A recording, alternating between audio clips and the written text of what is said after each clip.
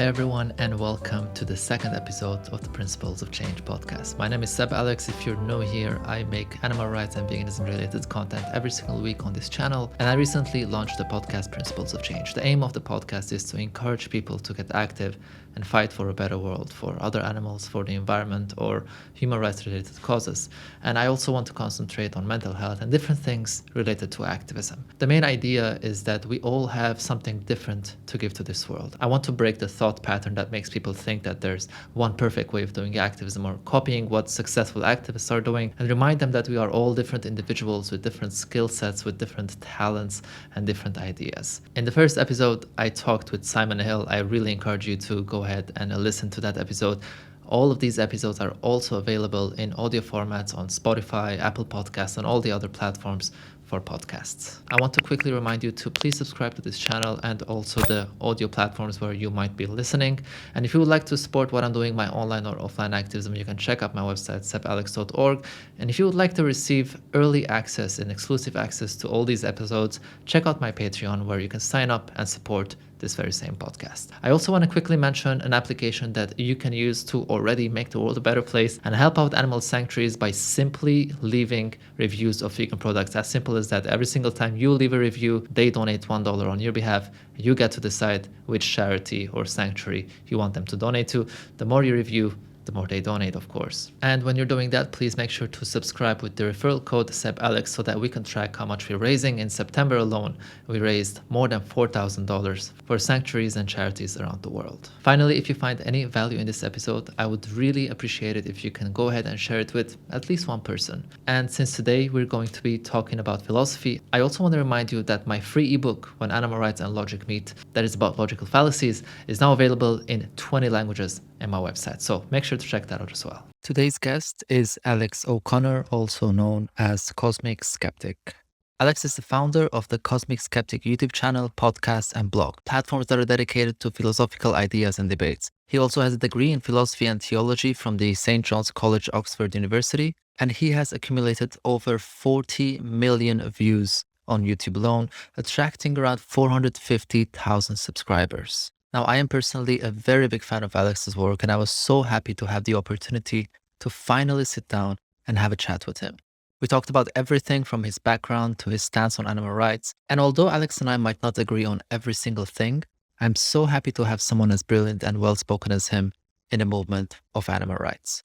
Thank you again for joining. Please subscribe to this podcast, and I'll see you on the other side. Alex, thank you so much for making time to be on the podcast. I'm really excited to have this discussion with you because I've been following your work for quite some time now, and I'm pretty sure there's so many out there who want to hear this conversation directly with you. I'm glad, Mr. Alex. It's good to be here. It's just struck me that this must be the first time that we've ever actually spoken properly. I mean, I know we've interacted a fair amount, but I don't think we've ever actually sat down and just had a chat. So for sure. Yeah, I'm looking forward to it. It'll be fun. Can you please go ahead and share us a bit about your background and where you come from, and how did you get into philosophy? Sure. I have lived in Oxford in the UK all of my life, but when I was younger, I didn't live in the good bits, let's say. I had no real interest in school or anything of the sort. I used to be a skateboarder and a guitarist, and I just wanted to be a rock star. My idol was Slash from Guns N' Roses. I think old me would beat new me up, actually, now that I come to think of it. But you know, I started in my kind of teenage years. I started watching a lot of these pop science, pop philosophy YouTube channels, things like Vsauce and Veritasium and these kinds of things. And I thought, you know what, like, it's actually quite interesting. And I couldn't escape this gnawing feeling that the kinds of questions that they were talking about and the kind of topics that they were banging on about were just some of the most interesting things that I'd ever heard. So starting from there, and then through meeting some friends who were a bit more academically inclined than I was, I had a bit of an influence on me. I started working a bit harder at school. And all the while, I thought it would be fun to make some YouTube videos, which I did. I made some like science-based YouTube videos, some skateboarding YouTube videos even, which still exist on the internet, believe it or not. And I thought to myself, well, look, we'll put it out there and see what happens. And one of them just happened to take off. People seemed to like it. And it was one where I was talking about religion. And so I thought, let me do another one of those. And they liked it again. And so I kept doing that. And then I thought to myself, well, I should probably try and study philosophy to actually buttress some of the claims that I'm making. So really, it was less of a kind of, I fell in love with philosophy and then started making YouTube videos. It was more like I was making YouTube videos, fell upon religion and thought, to do religion, you kind of have to do philosophy. And then I started studying it. And to my, happy surprise, it turns out that it's actually quite fun. So I'm still doing it to this day. And I just finished up a degree in philosophy and theology from St. John's College at Oxford. And I found out about 2 days ago that I managed to not fail. So yeah, I'm now, I guess you'd call me a graduate, although technically I haven't properly graduated yet, but I've got the grade, and that's where I'm at now. So now I'm, for the first time in my life, a full-time YouTuber. That's really amazing. Thanks for sharing that. Actually, you did mention one thing, and this might be something we can talk about later on, but I do want you to talk about it if that's okay. You mentioned that you did not live your whole life in Oxford.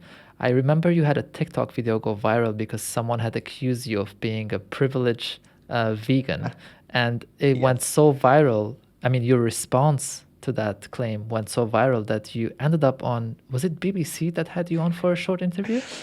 It was the BBC.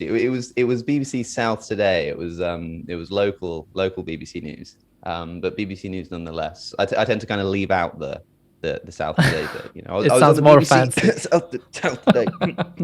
Yeah, that was a hell of a trip. Yeah, well, so I have lived in Oxford all of my life, but Oxford is a big place. It's like saying you live in it's like saying you live in Los Angeles or something. You think Hollywood and whatnot, but you've also got your Compton, right? And I guess the Compton of Oxford is probably Blackbird Leys, which is, I believe, Europe's largest council estate. And it's where I grew up. And we weren't, we weren't like living in absolute rags or anything. But it was a bit like, look, I don't know if I'm going to be able to pull the money together to, get the bus fare for you to get to school. You might have to walk today, kind of thing.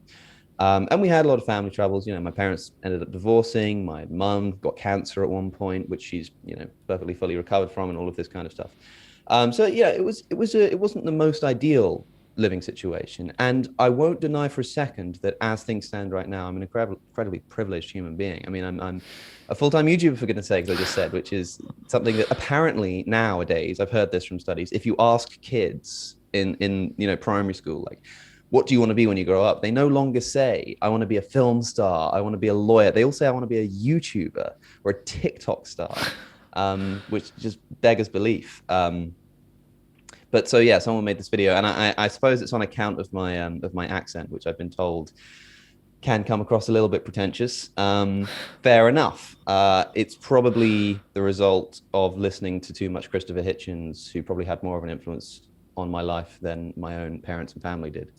But yeah, fair enough. I'd say I'm from Oxford and I studied Oxford and I've got this lovely, nice background of books and I've got a posh accent and all of this stuff. Fair enough. People will assume what they will assume. But when somebody tries to make a point against veganism on those grounds and says, listen, you're just this upper class, privately educated, he said. I don't know where he got that from. Who doesn't care about the working class and doesn't understand it. And I thought to myself, look, I'll just make a quick video. I nearly didn't do it because I thought it was a bit petty.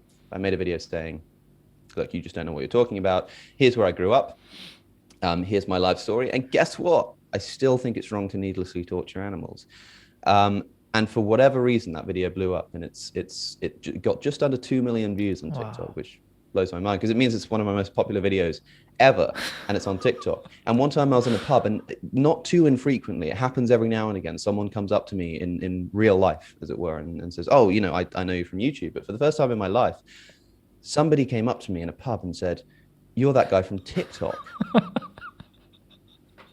How did you feel in that moment? Were you confused? What on earth is going on? I couldn't believe. My friends just wouldn't stop laughing at me. It was they find it funny enough when it happens with YouTube, but for TikTok, for goodness sake. But yeah, so I mean, look, I'm somebody who like understands what it's like to be working class. Like really, I do.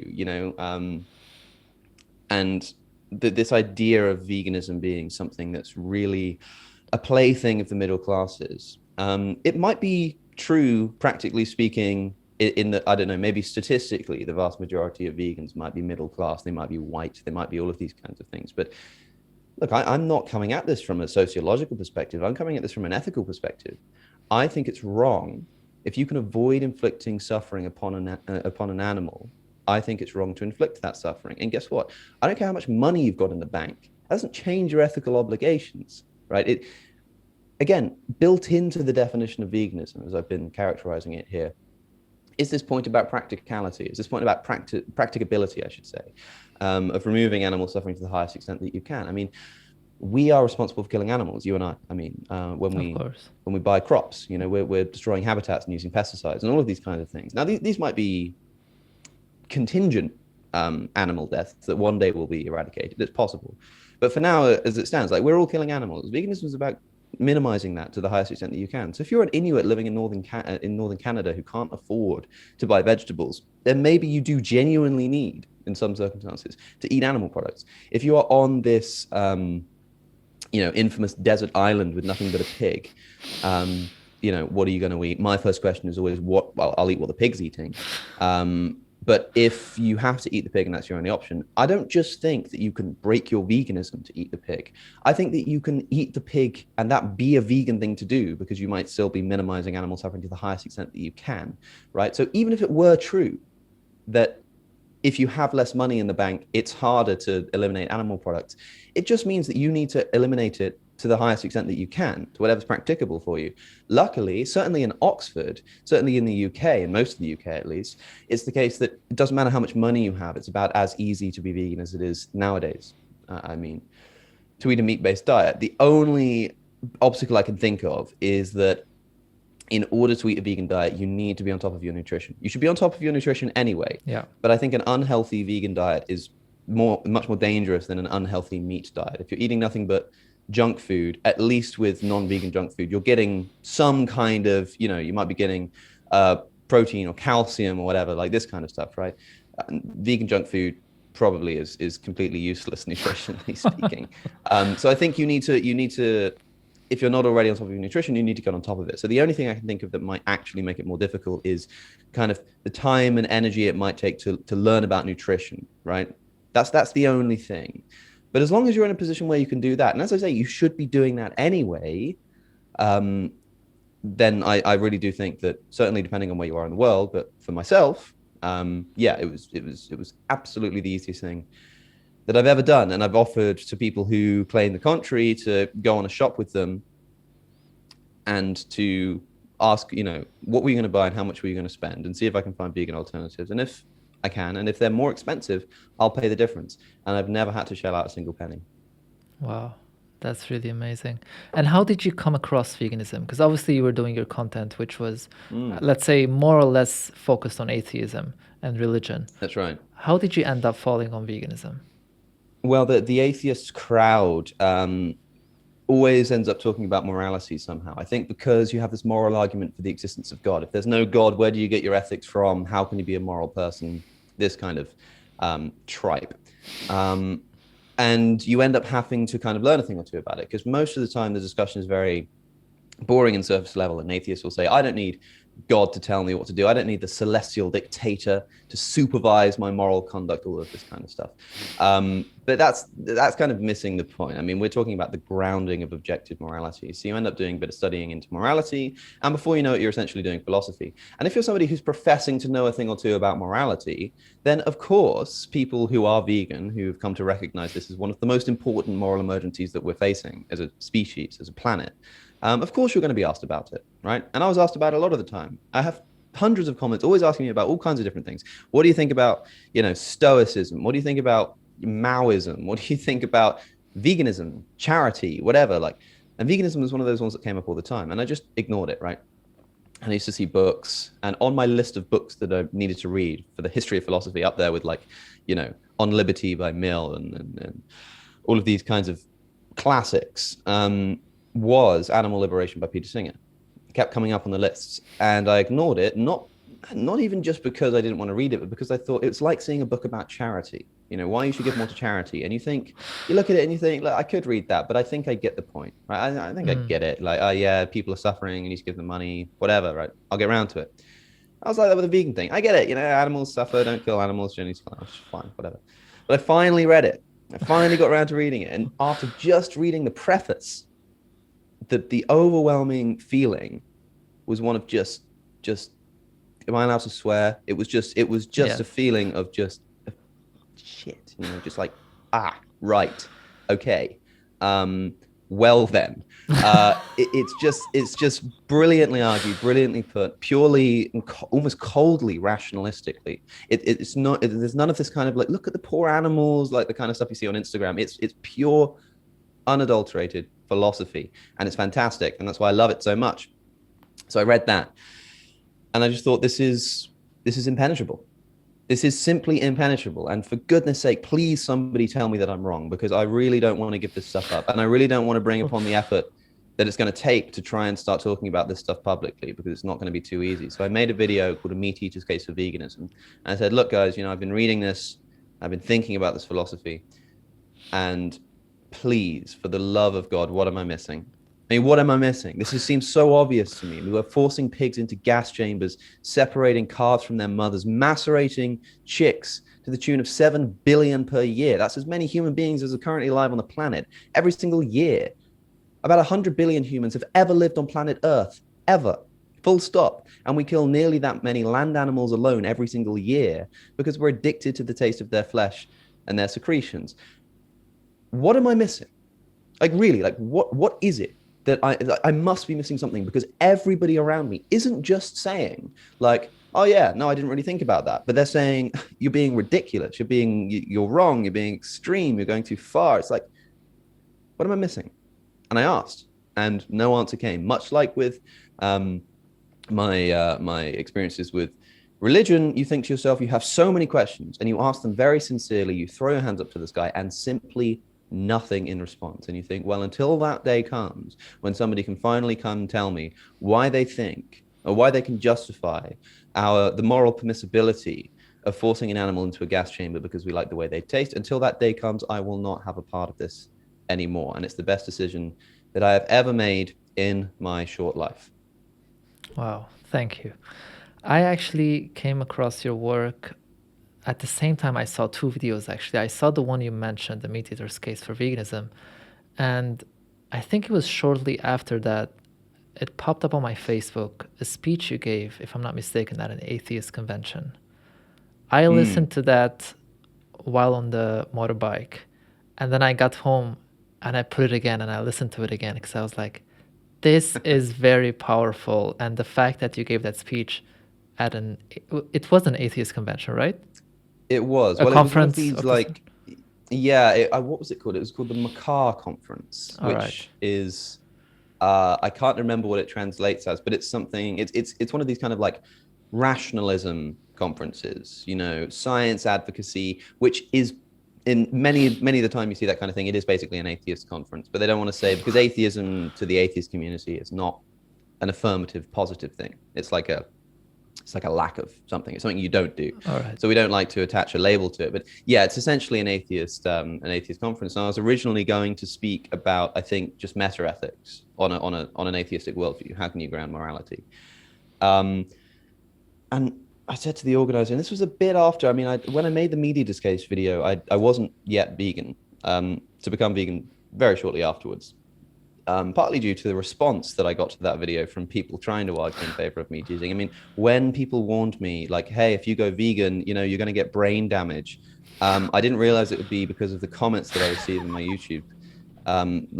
Okay, fair enough. Maybe I should have heeded that. But this was maybe probably about a year. No, it can't have been. Maybe like a few months later, at least. It was around November time, and April was about the time I went vegan. So, a good half a year or so. And I just couldn't get it off my mind. I just kept thinking about animal ethics. And I said to the organizer, listen, I know this is kind of an atheistic conference, but can I talk about veganism? And at first he said, kind of I don't know about that. It's a bit of an explosive issue. I don't know how people will take it. And to his credit, I remember we went for dinner afterwards, and he said, I was thinking about it. And an idol that we both share is this guy here, Mr. Christopher Hitchens. And he said, I was reflecting on a quote that Christopher Hitchens said, that the essence of an independent mind is not in what it thinks, but in how it thinks.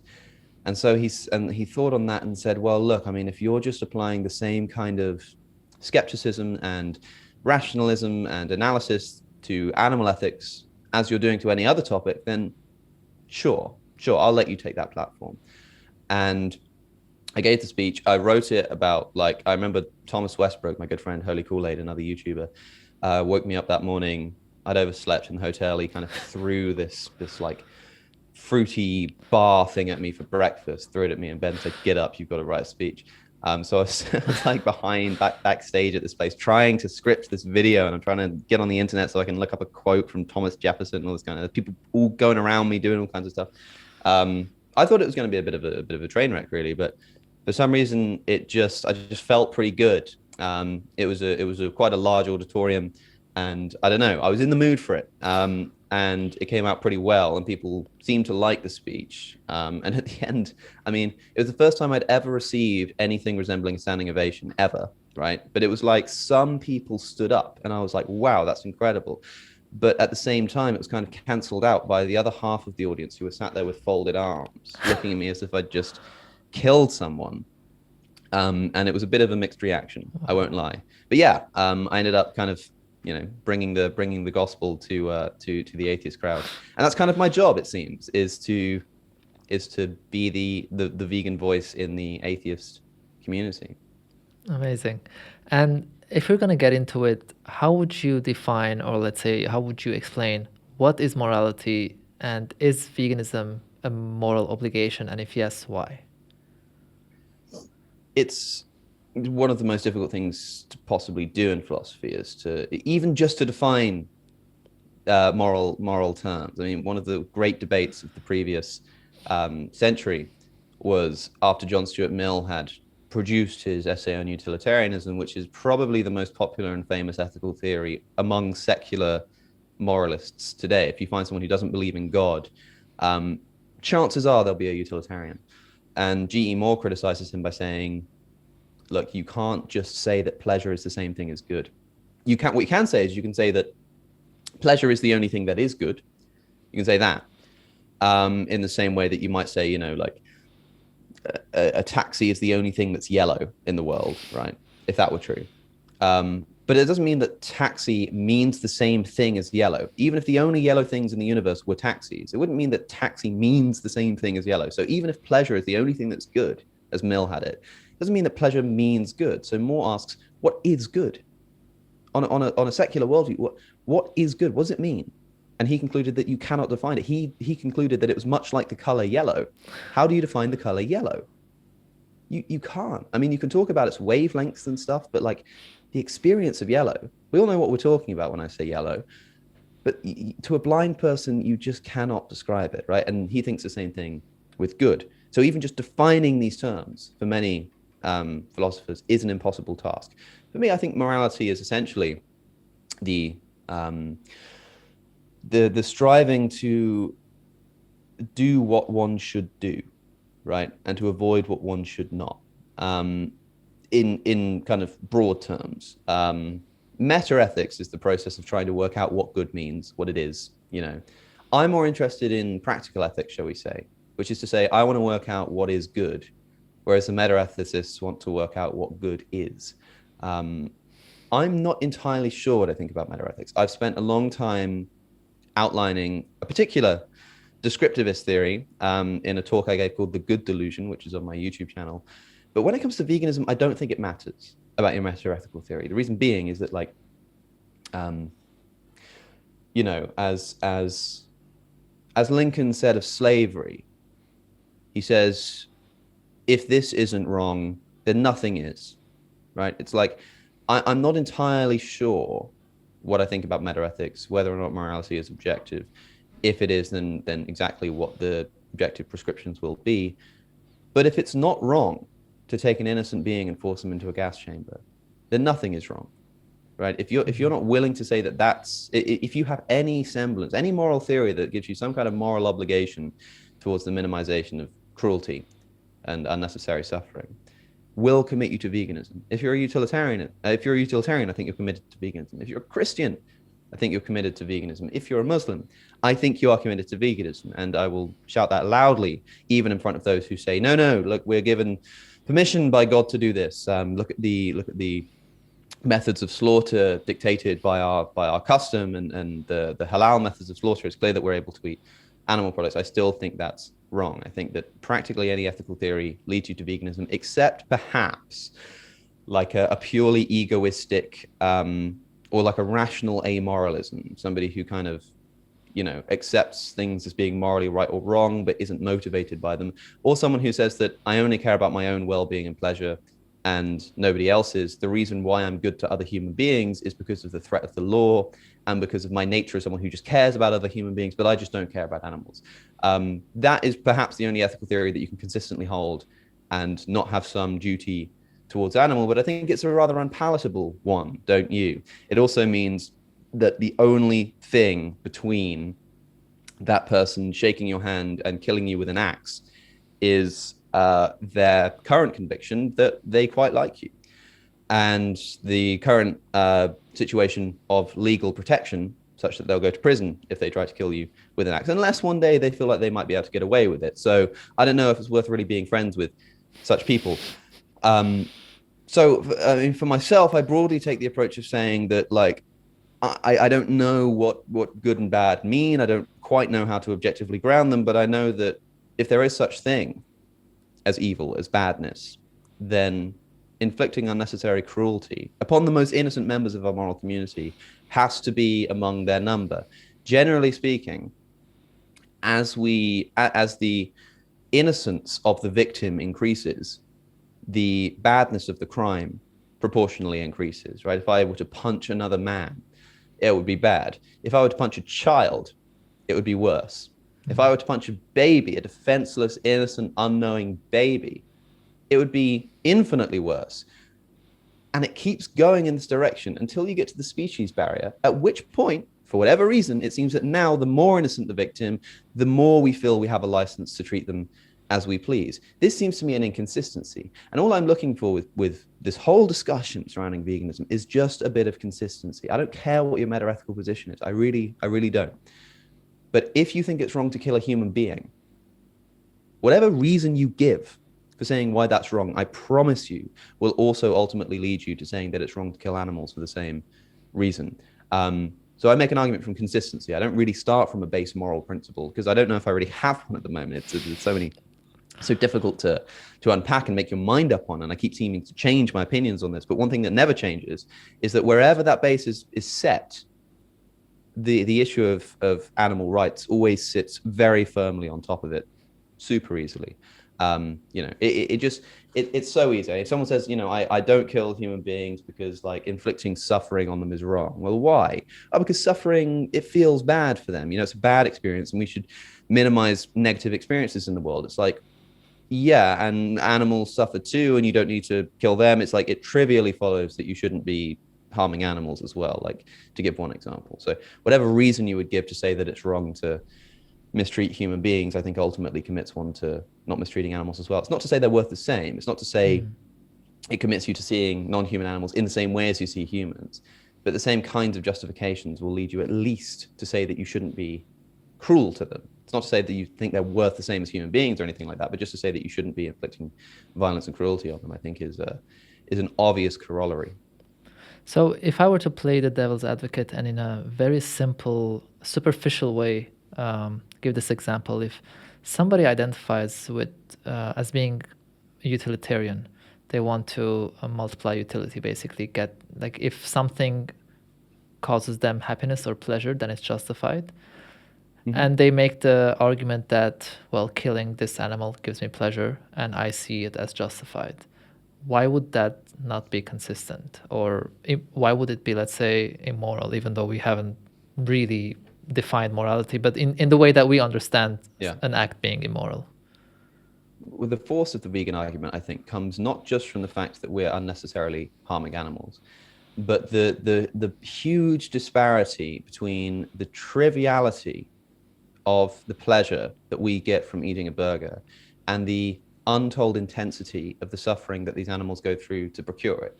Utilitarianism is a perspective neutral philosophy, right? It doesn't listen to anybody that talks in the first person, right? It's about the maximization of utility. In Mill's case, utility is identified as pleasure across the board, right? And so the only way that you could justify a particular action is if it's going to maximize pleasure, not for you, but overall. And so if you're inflicting a lot of suffering upon an animal for a little bit of pleasure for yourself, utilitarianism demands that you have an obligation not to do it.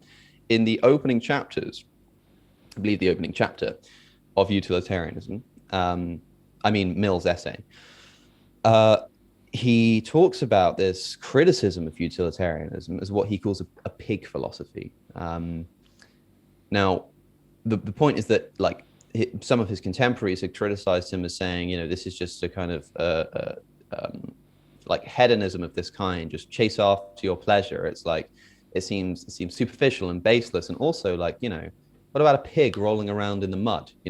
They seem perfectly happy and pleasurable. Like, are we really going to say that their pleasure is worth something in the same way that us doing poetry and listening to classical music is? It seems like a much more important pleasure. And utilitarianism seems to say that they both seem to count. And Mill decides to avoid this problem by coming up with this idea of higher and lower pleasures. He thinks that there are this like categorical difference between those pleasures of the intellect and those pleasures of the body. But equally, Mill could have been clever here and just preempted our own current ethical philosophy and said, you know what? That's a good point. Isn't that funny?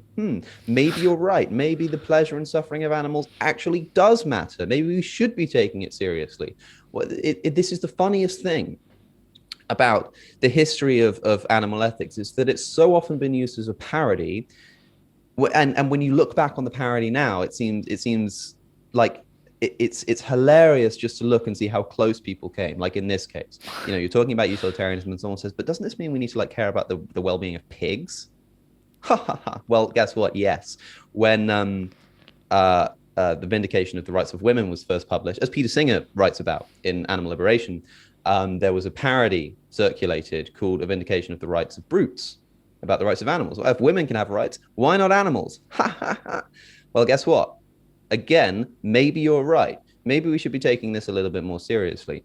So if you're a utilitarian who says, well, I get a bit of pleasure from torturing this animal, then you just haven't understood what utilitarianism is. You've missed that it's perspective neutral and cannot be used to justify an infliction of net positive amounts of suffering, regardless of your intentional justification. It's a purely consequentialist theory, and it doesn't matter who's doing the feeling. That's where you get the famous Jeremy Bentham quote that it doesn't matter whether they can reason.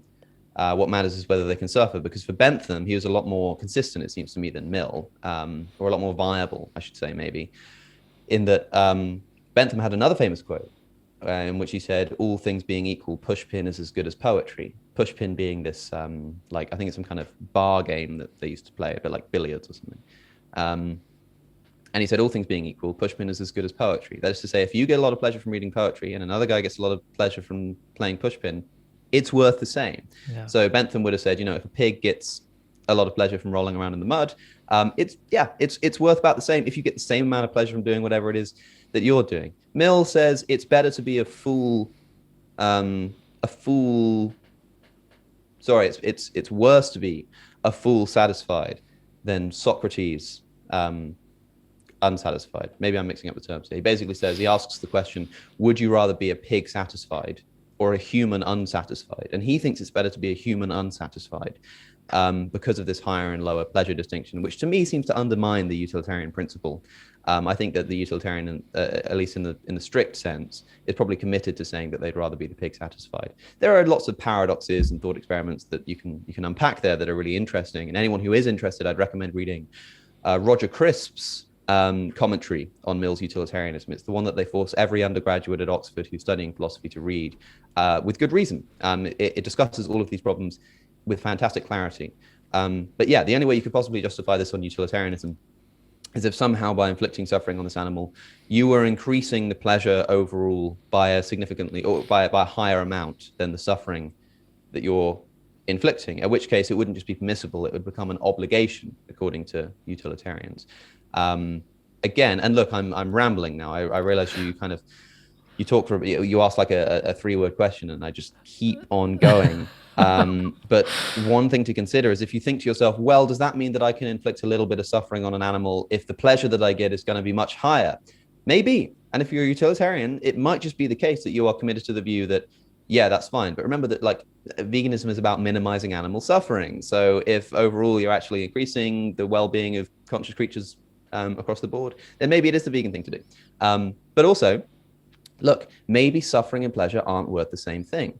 This is one of the most interesting takeaways of David Benatar's book, the famous anti-natalist, who has some interesting things to say about the nature of pleasure and pain. But one of the most interesting is that they're not worth the same. Mm-hmm. Would you take, if I offered you 5 minutes of the most intolerable imaginable pain, just the most severe pain that you could possibly imagine for 5 minutes, if afterwards I gave you 5 minutes of the most unimaginable bliss? Most people in my experience say no. They say it's not worth it. I don't want to go through that. Why not? Does that imply that maybe the suffering is actually worth more on the scales than the pleasure is? That is to say, maybe it's like, maybe there's kind of like this scale that kind of goes up like that, you know, one's much more exponential than the other, such that like you actually need a lot more pleasure to justify a little bit of suffering, such that even if you inflict a little bit of suffering on an animal to get a lot of pleasure for yourself, that still might not be enough to outweigh the suffering because the suffering's worth more. So look, I think, yeah, like whatever way you frame it, I think that the vegans have kind of wiggle room to insert their ethical philosophy into pretty much any ethical philosophy that exists. I agree, and you did mention Bentham's quote about whether the question is not how was the quote? It's whether or not they can suffer. I'm currently reading a book by Tom Regan. It's called Case for Animal Rights. Mind-blowing book. I do have to say, yeah, I read each page like 5 times. It's really not easy. He does make a point in the beginning of the book by saying, I was not sure if I should write this for random people or for philosophers. And then at the end, he decided to go with the latter because he said, I'd rather influence them as it can create a better way from what I understood. And he actually criticizes Bentham's quote by saying that it's not that they can suffer, but it's that they can feel pain. Because he made the point that suffering means the pain is caused for a long time and it became suffering, in which case people can raise a point of so-called humane slaughter, because then they say, well, the animal is not suffering, it was done fast. So therefore, he's more based on like rights-based philosophy and talking about the fact that they're sentient and criticizing Bentham's point, which I don't know if you've read any of his work, but it is really, really powerful. Yeah, I've read Tom Regan. I mean, one of the most interesting things about the animal rights movement is that most people who claim to be animal rights activists are not, because they don't believe in animal rights, because they're doing this for utilitarian grounds. They've read Peter Singer. They think it's about, minimizing suffering. That's not what rights are.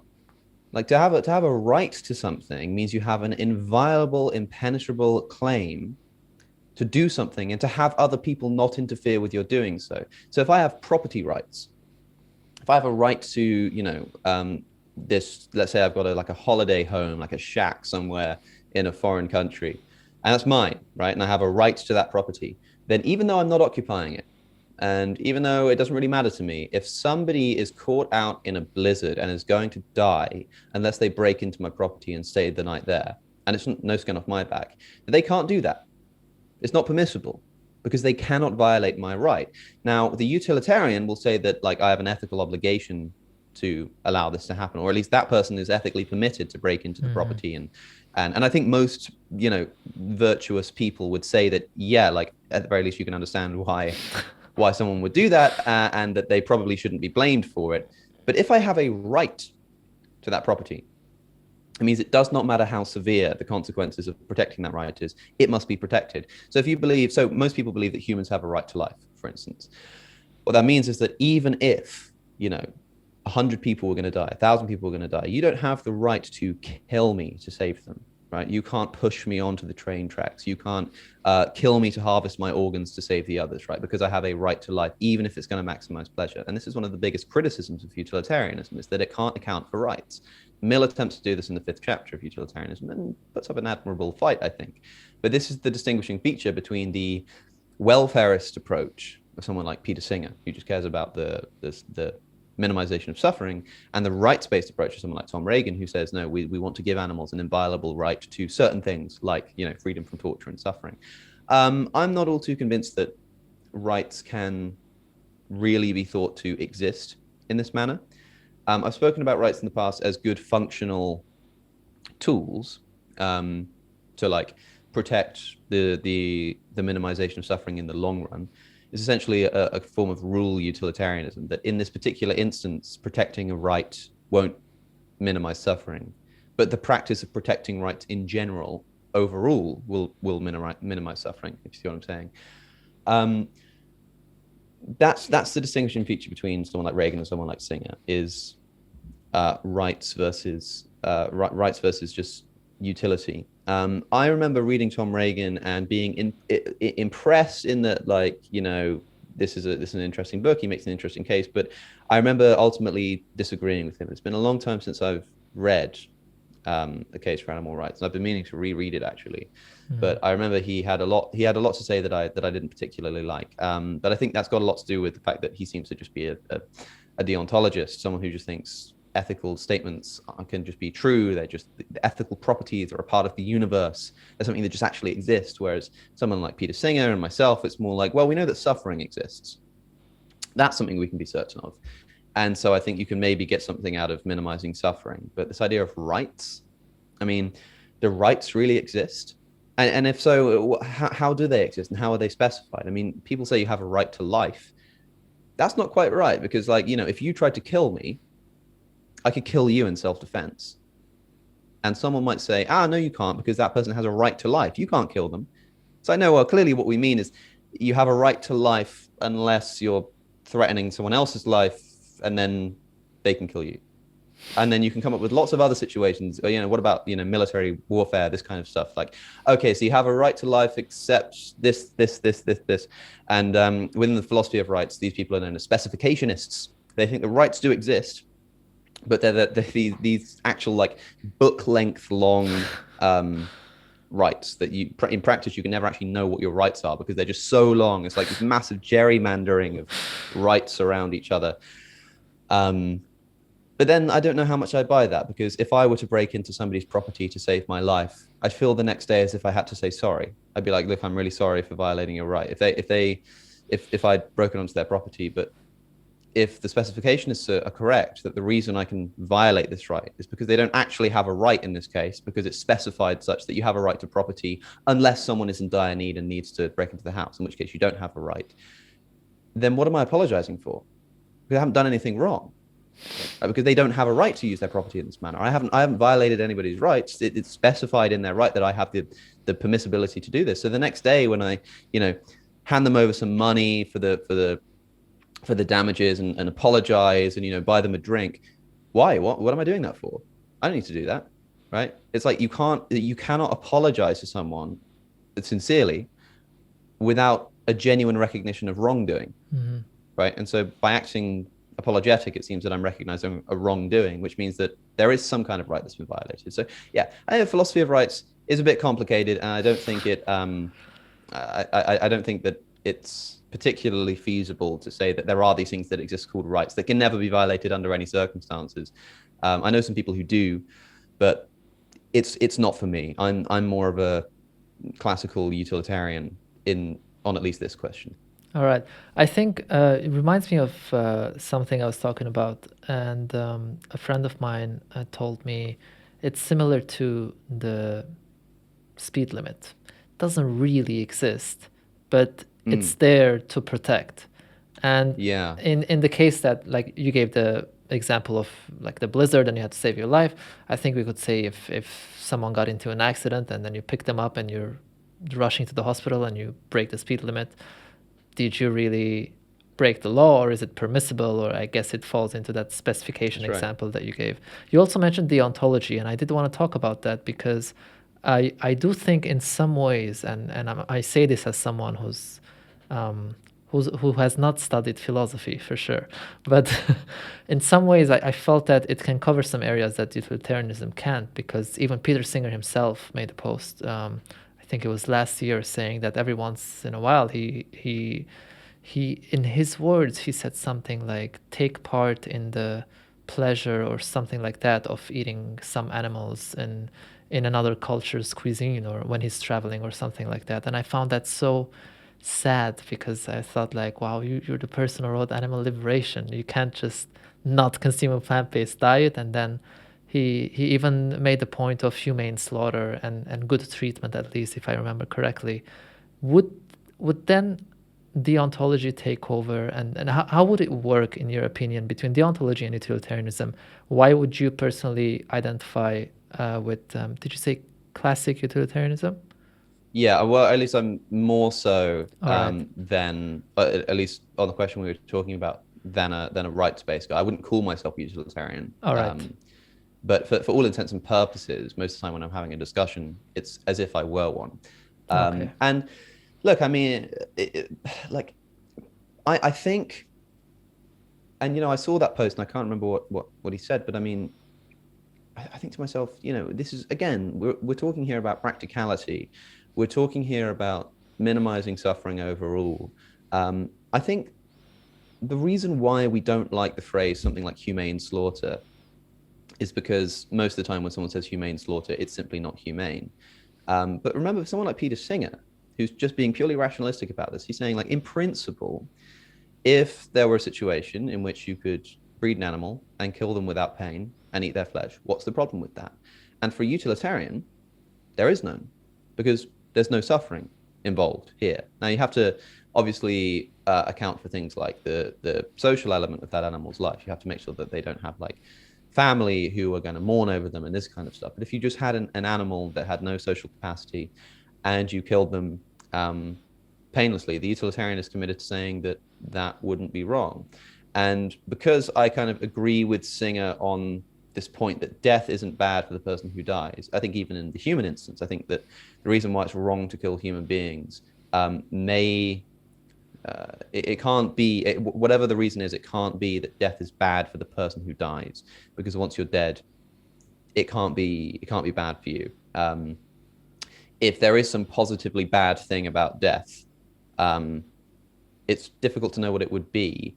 And it might imply, for instance, that death is worse for Shakespeare than it is for Christopher Hitchens, because Shakespeare's had more of it. Just kind of doesn't really make sense. So look, if you could have a situation in which animals weren't suffering, why not? What would be the problem with eating the products of that labor if it genuinely involves no suffering? And a lot of vegans want to say, look, it's just a point of moral principle. We just don't use animals. They're not to be used as means to ends. They're just ends in themselves. They essentially become Kantians.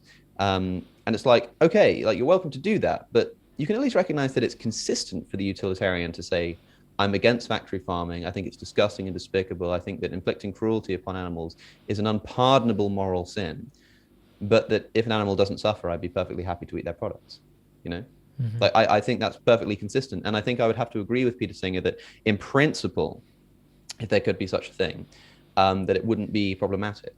So when you say you agree, do you agree in the way as in what he does is consistent? And because you mentioned earlier that you usually use consistency and as the basis of your argument, he's being consistent, of course, with his views. But if we're going to do a consistency test, then that would surely apply to human beings as well, who, let's say, a person who has no family or no friends is killed very quickly because some people found out that human flesh tastes really good. Would that then be okay? Well, obviously, we want to say no, right? That's kind of the point of bringing it up. And this is in fact one of the biggest problems for utilitarianism in general, not just for vegans, but for utilitarians in general. It's like, well, why can't I kill somebody painlessly? well, because of the effect it would have on society and because they've got family and friends. And it's like, okay, well, look, I find the homeless man in the cabin in the woods and, I kill them painlessly. Why is it wrong? And the utilitarian famously struggles to answer this question. Now, it may be the case that actually it is permissible in that circumstance to do that. That's one bullet you can bite, but most people don't want to. I think that one way the utilitarian can get out of it is to say, like, look, at the very least, if you kill someone without suffering, it's kind of morally neutral because there's no suffering, but there's no pleasure either. It's just something that happens. It's just you just dead it, right? So now we've got this marginal case in which somebody has to do the killing, right? Somebody has to pull the trigger or set the things in motion.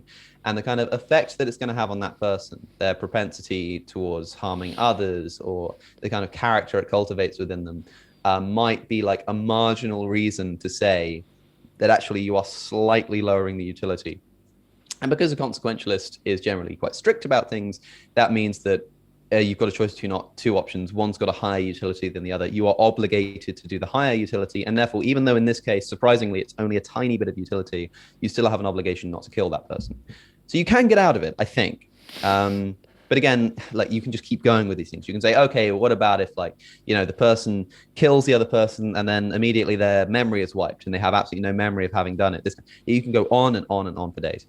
But yeah, you do have to be consistent. This is the biggest problem. Whatever you think about animals, you have to also think about human beings. So if Peter Singer wants to say that it would be okay to raise animals in a humane way, whatever, and kill them for food, he has to be consistent with humans. But it doesn't mean that he has to say, for instance, that we could just do this with human beings. He might say that although any being that's capable of suffering, because they can suffer, has a right not to have suffering inflicted upon them. There's also this thing called a right to life, which, let's say, maybe it applies to people who are capable of desires.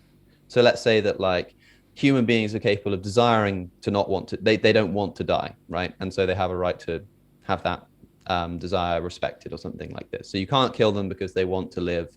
I don't know if that would be particularly consistent, but there are other principles you can come up with. Maybe you say that, like, well, these animals, we're more sociable, we have friends and family just as a species, all of this kind of stuff, than these animals that we're killing. What Peter Singer would be committed to is saying that we could essentially farm human beings who themselves don't desire to live. Perhaps they're, like, severely disabled or whatever it may be. And I don't think Peter Singer is a stranger to that kind of thing. Famous for his somewhat dodgy comments on infanticide and things like this, and euthanizing disabled children, not for the sake of the children, by the way, but for the sake of other children for whom resources could be more adequately used. So maybe this is one of those cases in which strict consequentialism bears its really ugly face and seems to many people just obviously wrong for exactly this reason. But Peter Singer wouldn't be committed to saying, well, if you're growing human beings and they're not suffering, that's fine. It would be more like something like, if you're growing human beings of a specific kind, ones who we've, like, genetically bred such that they don't know what's going on, they don't have a desire to live, they have about the same cognitive capacity as a pig, this kind of stuff, then it would be okay to farm them and kill them, as long as you're not inflicting suffering upon them. Now, for us, embedded as we are in a culture which says that human rights are the ultimate moral grounding of everything, it's like, if you're a human, you have a right, and it's disgusting to think that you should be discriminated against on any arbitrary characteristics like intelligence or skin color or whatever. It seems to us still repugnant to say that you can kill a human being because they have lower intelligence or whatever. But, like, for a utilitarian, if we kind of get rid of our preconceptions and just put our utilitarian caps on, you can see why it would be at least consistent for them to say that, like, well, in this system, although in practice, if it came about, it would lead to all kinds of other problems, which is why we wouldn't want to instill it, because, like, you might start seeing discrimination against the disabled, for instance, because people think that it's morally permissible to treat them differently. But in principle, if we could do it in such a way that wouldn't have those problems, I think someone like Peter Singer would just say, yeah, that wouldn't be a problem. This is where I think you get to, there's this phrase that I keep hearing thrown around in conversations that I have with friends, that one man's modus ponens is another man's modus tollens. Which requires a little bit of explanation. These are forms of logical argument. Modus ponens is an argument of the form, if P then Q, that's premise one. Premise two is P, and the conclusion is Q, right? So like, if it's raining outside, then I'll get wet. It's raining outside, therefore I'll get wet, right? Like that logically follows from the two premises. If P, then Q, and P, it follows necessarily that Q is true. An argument of that form is called modus ponens. There's also another logically valid form of argument called modus tollens, which is if P, then Q. And the second premise is not Q, from which it follows that not P, right? If it's raining outside, then I'll get wet. I'm not wet, therefore it's not raining outside. That's logically valid. It might not be sound because it's not actually true that if it's raining outside, I will get wet, but if the premises are true, the conclusion is true. So you have these two forms of argument, modus ponens and modus tollens, but they both share the same premise at the beginning, if P, then Q, right? So the premise might be, if utilitarianism is true, then it's wrong to kill, then it's permissible to kill human beings in some circumstances, right? If utilitarianism is true, then we're allowed to kill the man in the cabin in the woods. And so for one person, you've got a modus ponens, which is, if utilitarianism is correct, then you can kill a human being. Utilitarianism is correct, therefore you can kill a human being. So that's one man's modus ponens is going to be another man's modus tollens. If utilitarianism is correct, then I can kill an innocent person. But I can't kill an innocent person, therefore utilitarianism isn't correct, right?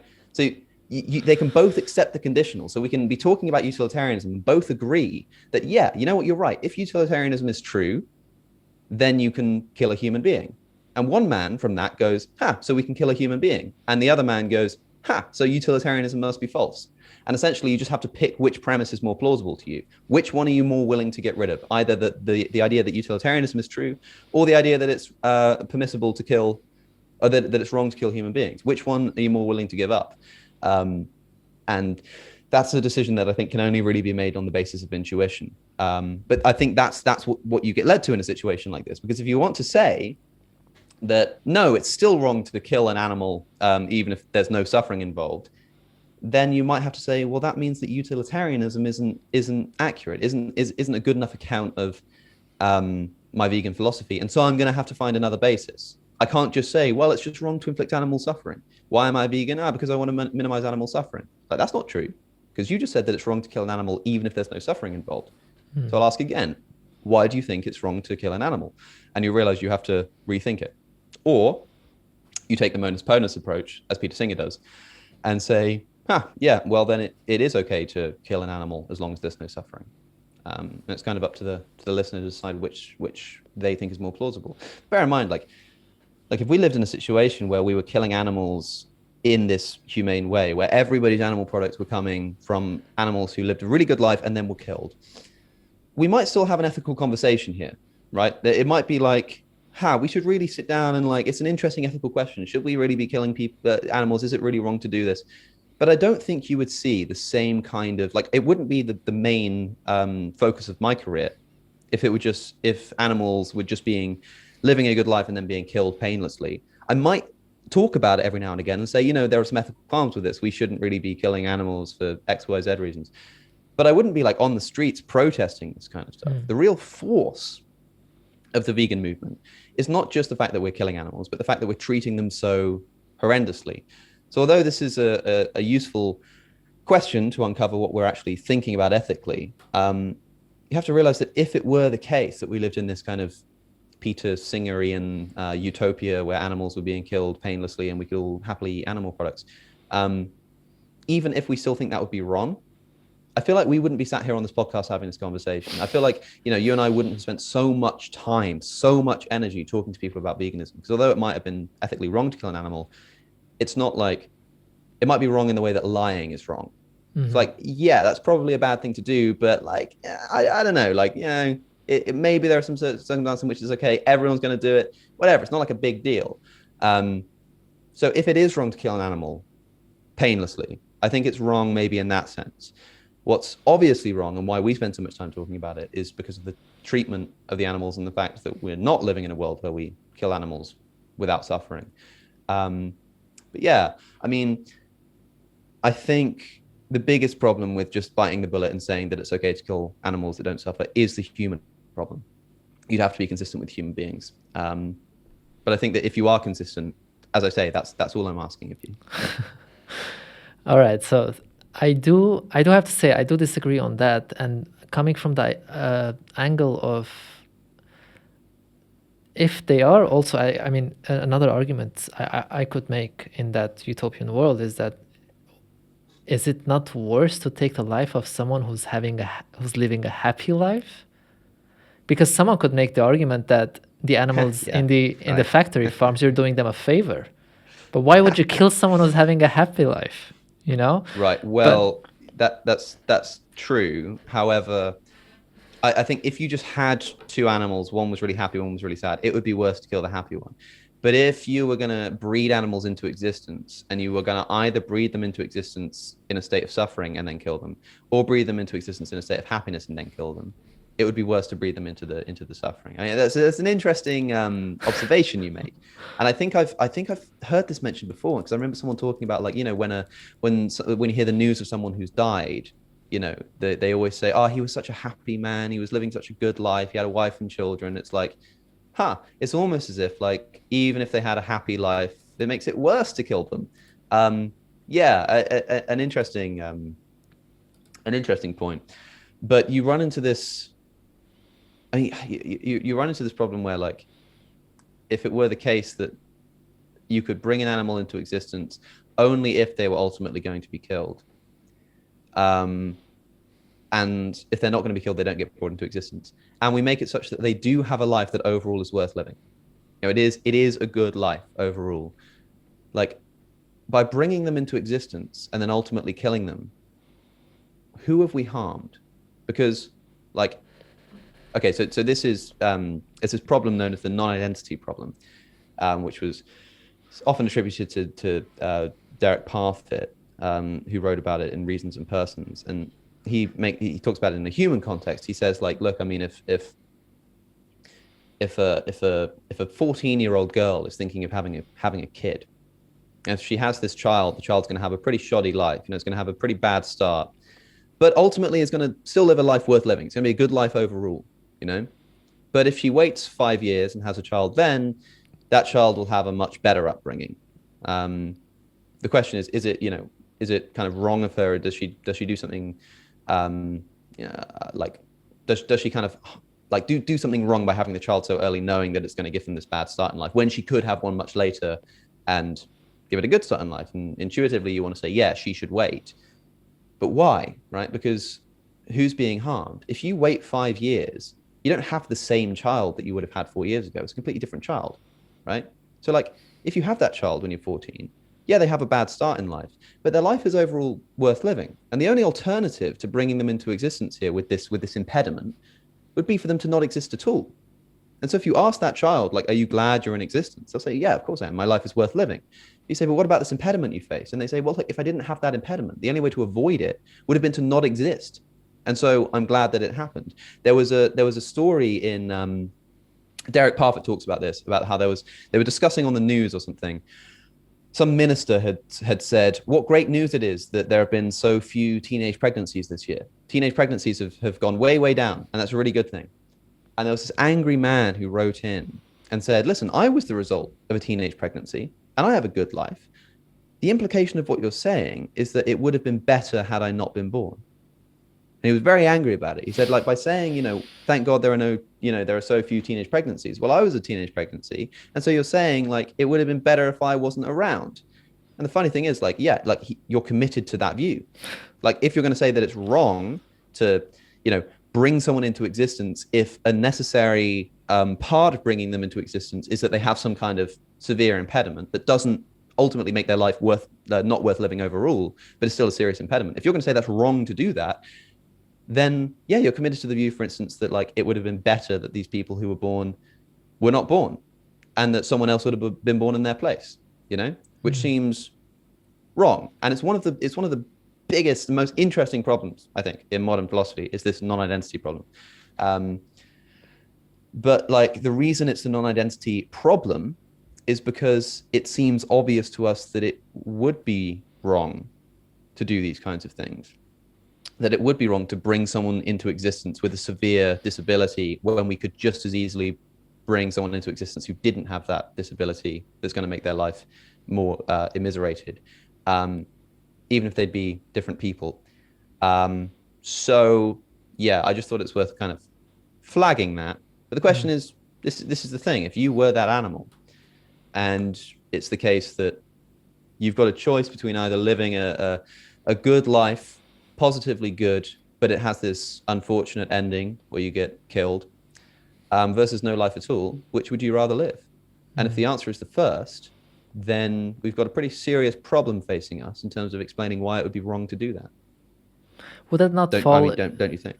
Yeah, I think it would fall into the false dilemma fallacy, because we're saying, well, we either do this good life and bad ending, or bad life and bad ending, but we actually have a third option where it's good life, no bad ending, you know, That's true. and that comes from me, from my side at least, from the rights-based point of view, where it's Yeah. their right to live their life, and it's not our right to take that life away, except because if we're gonna, I was actually having a discussion about veganism earlier on Discord, and someone was talking about morality and everything, and I actually did the same thing you mentioned, where I talked about consistency, and I told him, like, if you believe in human rights, the same logic that gives us the idea of human rights applies to animals. I apply that in all of my thoughts to check my consistency. And if I were to say anything regarding other animals, I would immediately check if I would say it regarding humans. And just the same way I have the right to my life because I desire to experience pleasure, let's say, or I'm conscious, the same thing applies to other animals. And if they have that right Yeah. the same way as I do, no one has the right to kill me, regardless of whether or not I have friends or family or people who love or care about me. That same thing applies to other animals. So I think it falls into the false dilemma fallacy, and we keep on forgetting that, hey, there's this option where we just respect their right to life. And I know it's a made up right, it doesn't exist in nature, but neither does the right of you and Of I. humans, Yeah. that's right. I like to think of it as it's like the assertion when you go to the gun range that the gun is always loaded. It's not always loaded, Yeah. but we're going to just kind of pretend as though it is, because we recognize that by doing so, we're going to have a much better time. Exactly. You're right in one sense, in that, yeah, like if we kind of, in any individualized instance, we have a choice between bringing an animal into existence and killing them, not bringing them into existence, or bringing them into existence and allowing them to live their life. But you recognize that if we were all vegan, animals that were born would be allowed to live the rest of their life, but there would be significantly less of them being bred, right? If we lived in a world where most people were eating meat, but only from sustainable, so to speak, sources, this idealized conception that we have where animals are living a pretty good life and then being killed at the end, in that world, there would be more animals bred into existence to then live that good life and then be killed with no suffering in this ideal situation. And so it would mean that, like, by being vegan, less animals would be being brought into existence to experience a good life, and therefore and then be killed at the end of it. So we are in a situation where you would have to choose for those animals who aren't going to be bred if we're not eating meat, and if we're all vegan, so many less are going to be bred. For those animals that we're talking about, it is the case in this hypothetical that we either bring them into existence so they live a good life and then kill them and eat their meat, or they don't exist at all. Right? In that situation, for those animals, those are the only two options. I don't think it's a false dilemma. I think that in this situation, I mean, would you agree that at least in this situation, those would be the two options for those animals, right? Yeah, if the end goal is because we see them as resources that we're going to use and we're going to breed them into existence, I definitely see that. And yeah, so less of them would be, I mean, they simply wouldn't be brought into existence. But if they are given a good life, even if just to, like, satiate the concerns of humans or something, even if not for their sake or whatever, from the animal's perspective, it's like you get the choice between either living a good life, having a good run, and then being killed without even realizing it, like you're dead before you even know it, or you just never escape the void of non-existence. I would have a technical question here. If we're going to talk about these animals living a good life, most of these animals are social animals, which means they would have other animal friends or family members who care about them. Yeah. So in that, especially, for example, chickens chickens are very social. I rescued a chicken around 2 years ago. The first thing I was told to do is go and rescue another one and another one, because they can't live by Right. themselves. They have their social structure. Cows are the same, sheep are the same. So I think this is a technical Yeah, thing. Of course, that's a good point. but we have to take this into consideration, because a good life does not mean isolated from every other being, especially the That's ones right. of their own species. But a good life also doesn't mean a perfect life. So let's say, for instance, that because you're going to kill these animals, it necessarily involves like the disruption of their social situation. It's not immediate. They get to spend some time with each other. Let's say that maybe if you notice two chickens are really good friends, you kill them at the same time, something like this. Right? Oh my Alex. You might think like, okay, so this is obviously an impediment. Mm-hmm. But at least hypothetically, you could imagine that their life is still worth living overall, even with that impediment. This is, again, like the non-identity problem, like the person who grows up in horrible conditions, but their life is still worth living overall.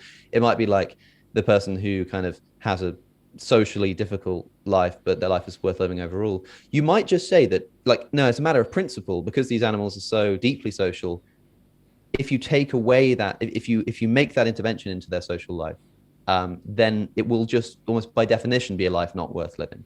You can say that, and that allows you to say that it would be wrong. But I think the biggest problem here is that, like, look, we're talking about, like, in principle, if we had this perfect situation where everyone was, not only is it like the law and morality dictates that we need to treat animals correctly, but that every single institution on planet Earth actually followed the laws and no one was like covertly treating their animals badly. Like, this situation will never obtain. It will not. And so there are two questions here. One question is, as a matter of philosophical interest, in principle, right? Because when you're talking about philosophy, it's like, if you had like a human being who had like no eyes, but he had this like special capacity to like feel suffering through his ears, and you get these crazy thought experiments, and you're asking, like, in principle, what would you do, right? Like, in the practical world, it bears almost no relevance, because we could say that in principle, it would be okay to bring this chicken into existence and have it live a good life and then kill it at the end of it. But as soon as we try to institute that across the globe, it's just never going to happen. So I will still continue to campaign for this stuff to be abolished in its entirety, because I think that in practice, you're never going to be able to reach this utopian situation.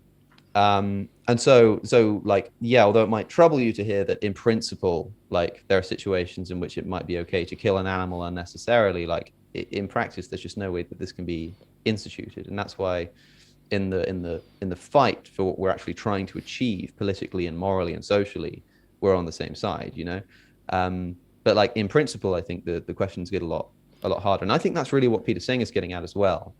All right. Possibly. Yeah. I mean, I don't know. I'll have to reread what he says on the matter, but I think it's worth saying. Yeah. No, I'm glad you cleared that out, because I don't want people to think now that you would go and eat other animals that are killed.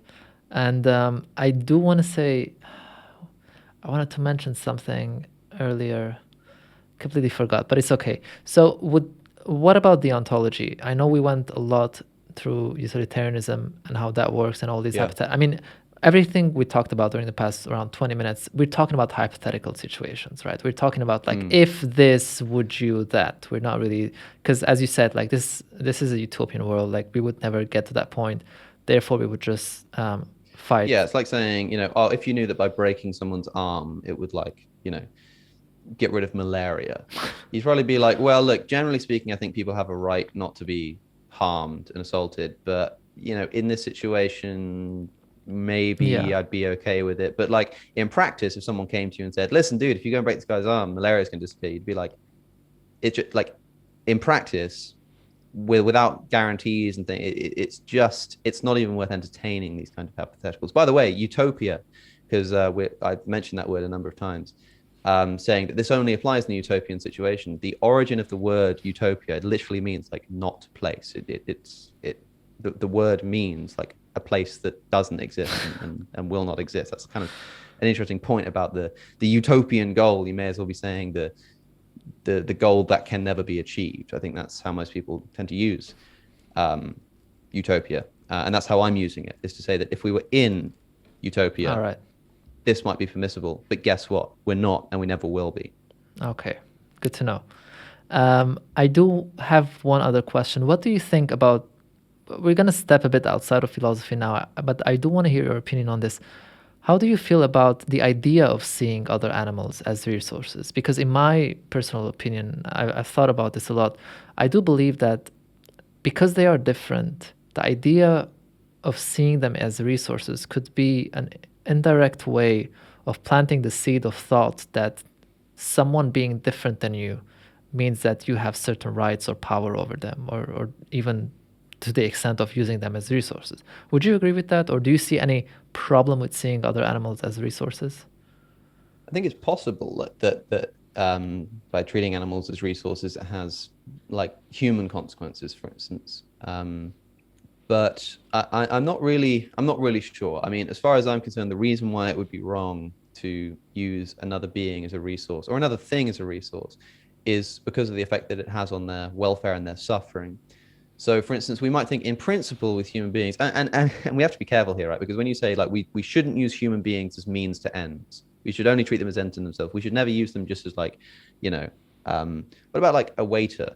You know, when you call over a waiter and order your food, you're treating them as a means to an end. You're not treating them as an end of themselves. It's like, okay, well, strictly speaking, we're saying we don't want to use them as a mean to an end in some way that isn't kind of that they haven't entered into themselves or something like this. So I think that the reason why it's wrong to use people as means to ends will be because it inevitably leads to suffering. That is to say, if we think we can use people as a means to an end because we think, well, in principle, you know, if it's not going to harm them, why not? And then before you know it, you've enslaved half the population. I think the same thing happens with animals. You might think, well, animals don't care, you know, especially if they don't know that they're being used as means to ends. Who cares? Like, yeah, let's use them as commodities because they're not going to know any better. But like in practice, as you say, that's probably going to lead to a situation in which their welfare is going to be severely diminished further enough down the line. So I don't have this deontological restriction against using other beings as means to ends just for its own sake. I think it's instrumentally the case that we shouldn't do this because ultimately it's going to diminish their suffering. All right. And just for those who don't know what deontology is, could you give like a very short or superficial idea? I know it's Yeah, usually deontology. with philosophy, it's not easy to explain things in a very short or superficial way, but as much as possible. Yeah, I mean, I tend to ramble on even on non-philosophical questions. So, deontology literally is the study of duty. That's what the word means. And deontology will be contrasted with something like consequentialism, where consequentialism is the idea that what's right or wrong depends on the consequences. So the minimization of suffering, the maximization of pleasure, that kind of thing. Whereas deontology thinks that certain actions are right or wrong, full stop. It's like it's wrong to lie, it's wrong to steal, it's wrong to murder, regardless of the consequences. It doesn't matter, right? Like it's completely irrelevant to the question of the thing being wrong in all circumstances, no matter what. You know what I mean? I shouldn't say in all circumstances because a deontologist could say it's wrong to murder in X, Y, Z circumstances, but not A, B, C circumstances. But as long as it's like the thing that's wrong or the thing that makes it wrong is just it's kind of embedded within the rule itself, rather than having any sensitivity to the consequences, then you're on deontological grounding rather than consequentialist. What about if a criminal is running after someone and they're going to kill them and lying is wrong and they ask you, did you see where that person went, where that person Yeah. go? Do you lie if you're a deontologist, or do you not lie because you know that because lying is wrong? But if you lie, then you save a life. Yeah, if you're Immanuel Kant, you don't lie. All right. You can't lie in any circumstance. Again, as earlier when you were asking about killing human beings, and I'm just like, well, the utilitarian kind of struggles with this. This is what the deontologist struggles with, and famously, it's a when people study Kant for the first time, they are fascinated to learn, and this is often the example that's given. It's specifically the example of somebody hiding in your closet and a murderer coming to the door. And saying, do you know where this person is? And they're fascinated, just absolutely dumbfounded to find that the Kantian philosophy obliges one to say, yeah, I know where they are. That's what and again, it's kind of a modus ponens, modus tollens things. Like choose what you think's more plausible here. And this ground, I think most people would be utilitarians about it, right? They're not. Yeah. They're probably not going to lie. The reason being, I mean, like you could say that if for example, like if you lying to this person somehow ends up causing some problem where this person ends up dying. Let's say you lie to them, they think that you're lying, they see through it, they break into the house and they kill the person. Then you see that you're in some way responsible for this, right? Like you've done something wrong which has led to the death of this person. If you tell the truth and they go and kill this person, like this person's rights have been violated. This person a great immorality has occurred, but you're not responsible for it, right? So the question that we're asking here is kind of or a question that should be raised here is kind of like, what's the focus of ethics? Is it about like right or wrong action? Is it about you doing the right or wrong thing? Because if to be an ethical person, you just have to make sure that that you don't do wrong things and you always do the right thing. Then if someone comes to the door and says, do you know where this person is? You say yes. They then go and kill them. You haven't done anything wrong. It's the murderer that's done all the wrong. You haven't done anything wrong. Much in the same way that if you refuse to torture an innocent person, even if that's the only way you can find out where a bomb's going to go off in Manhattan and kill thousands of people.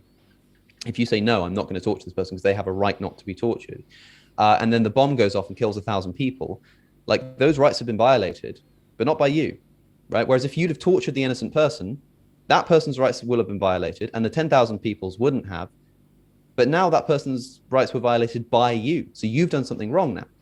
If you don't violate their right, then 10,000 people's rights get violated, but not by you, by the terrorist. So like for you, if you're interested in you doing the right thing and you believe that people have rights that can't be violated, the right thing to do is to not violate that person's right, even if it's going to have, consequentially speaking, a much more problematic outcome. Whereas if you're a consequentialist, you not only think it's permissible to torture the person, but you think it's obligatory. You do it with pleasure and ease. Again, you have to ask yourself, there are two questions. One is what you would do in that situation, and one is what you should do. The Kantian would say that you should tell the truth, but probably if they're honest with themselves, recognizes that they would not, in most circumstances, tell the truth. All right, thank you for that answer. And last answer, before we get to the ending, I want to ask, why do you believe that animal ethics is important and right now we should be vocal about this? And obviously you took that path as well. You found out about it, you sat down, you studied it, you read about it, and you went all the way. Why do you believe, you call it the biggest moral emergency? I think you mentioned it in the speech. Why do you believe that? It's so multifaceted, right? It's not just, I mean, we've spent all this time talking about the suffering and well-being of animals, which on its own gives us enough of an obligation to go vegan. But there's also an environmental aspect that we haven't mentioned. The fact that the animal agricultural industry is just decimating the environment.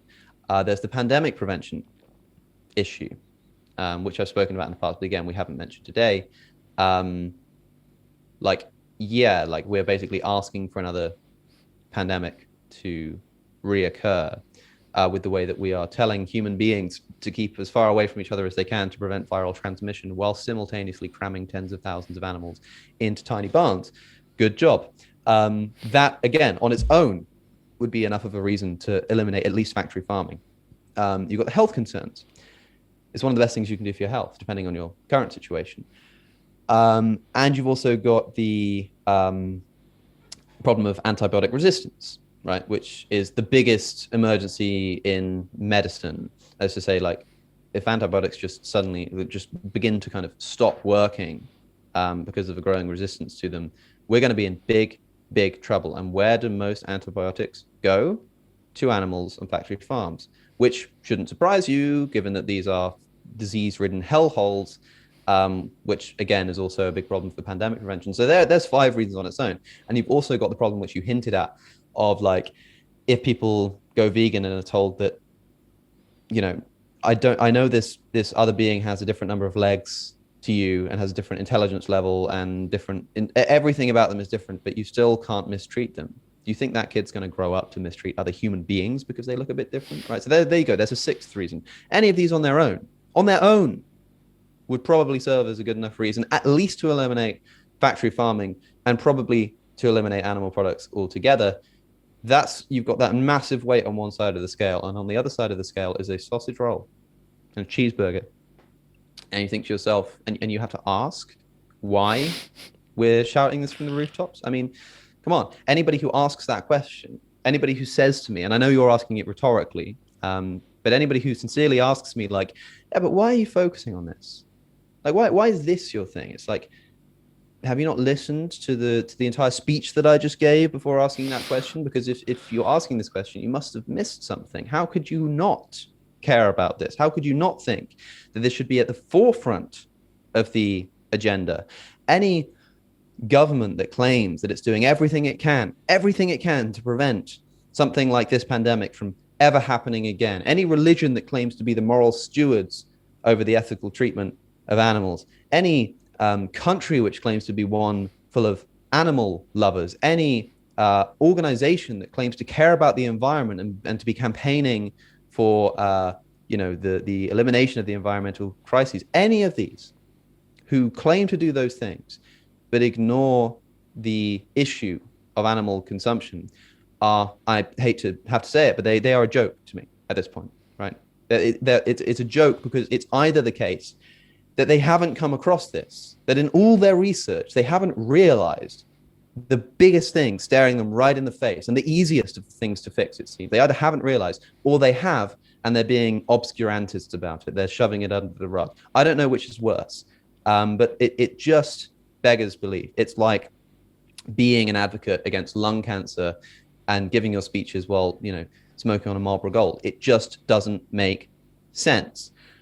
If I were one of these animals, as they say, but for the grace of God, there go I could have been one of these animals. I could have been born as a pig or a sheep or a cow or a chicken. I had 3-to-1 chance being born a chicken because they outnumber us by about that many.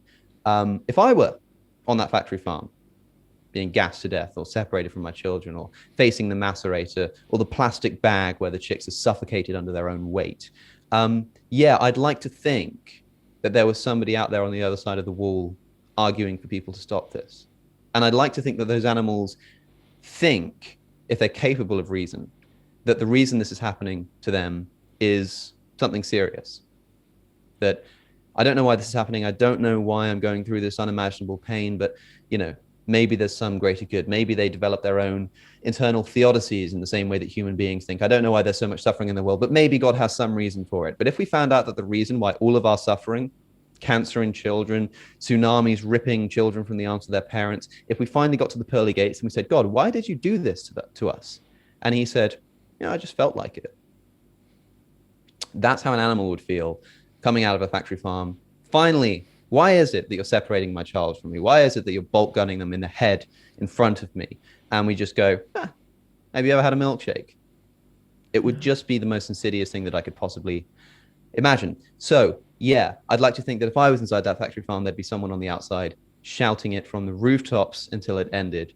And seeing as nobody else in my community likes the idea of doing it, it will have to be me. And I'm glad to see that many more people are beginning to switch on to this in the atheist community. At least they are growing sympathetic to it. A lot of people simply hadn't considered it. Like like me 2 years ago, I just hadn't really thought about it before. Many people seem to react very angrily. But whatever, like, fine. Like, if you're going to react angrily, I'll repeat it then, and I'll keep repeating it until you realize how serious of an issue this is. You can ask, why is it wrong? You can ask kind of what's going on in the animal agricultural industry, but once that's been explained, the question just doesn't remain as to why this is an important issue. It's the most self-evident thing in the world to me. I agree. And to finish off, I have one last question. What would you say are your core principles that are driving you to seek this change? What is it behind? Is it are you seeking justice? Or I don't want to give out the ideas, but I want you to tell me, what are your core principles that drive you to seek change? It's money. It's ad revenue. A lot of people just go vegan for the sake of the animals. I mean, if I wasn't getting ad revenue off the videos, I don't think I could do it. I don't know how they manage to have the moral strength. It's justice. It's justice. If justice exists, it must be blind. It demands certain things of us. And the process of ethics, if you look at any ethical revolution throughout history. It's the process of overcoming our naturalistic and tribalistic impulses to do what we think is rationally correct.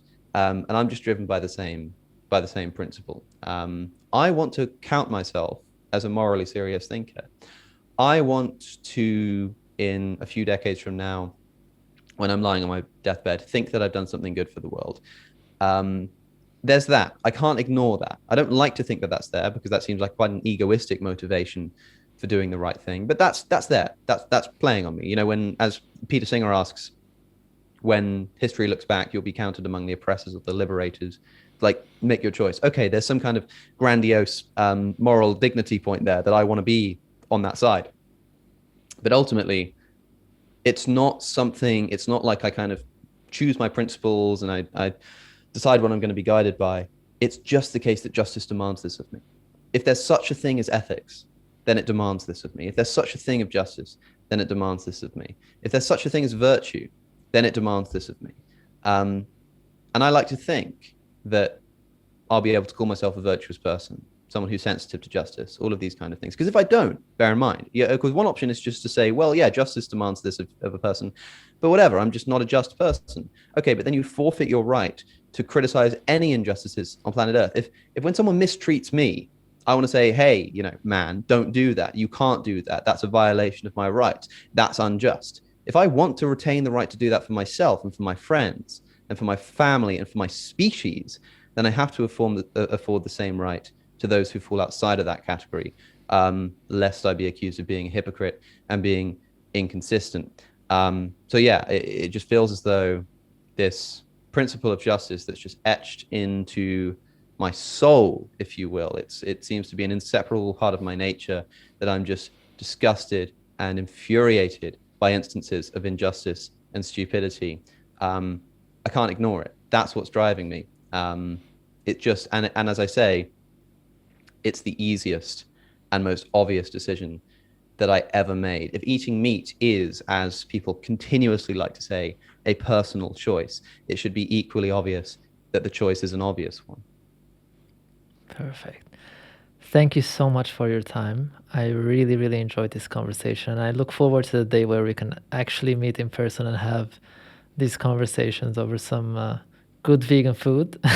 That would be wonderful. That would be great. I mean, I don't know when you're next in the UK. It'd be great if you could make it out for Vegan Camp Out, but I'd love to. I feel as though I'd love to, but it's not gonna happen that soon, unfortunately. It's a bit of a tricky one. Yeah. Maybe next year. I hope so. Maybe next year. Thank you so much for joining me on the podcast. I'm sure that everyone who listened this far really enjoyed this conversation. And please, everyone, do check out Alex's work, Cosmicskeptic, on YouTube. If you already are not subscribed, do so. And maybe one day we'll be on this podcast again together to talk more in depth about what we weren't able to cover today. Until then, thank you again so much for your work as well and for your inspiration.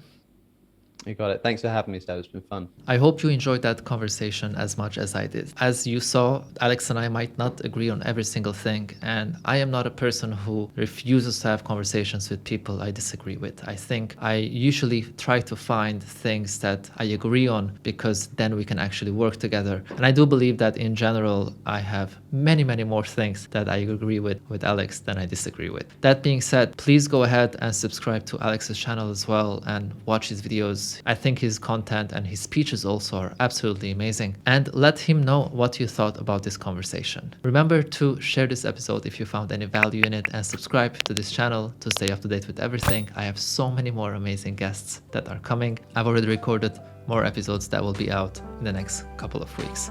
Thank you again for joining. I'll see you in the next video.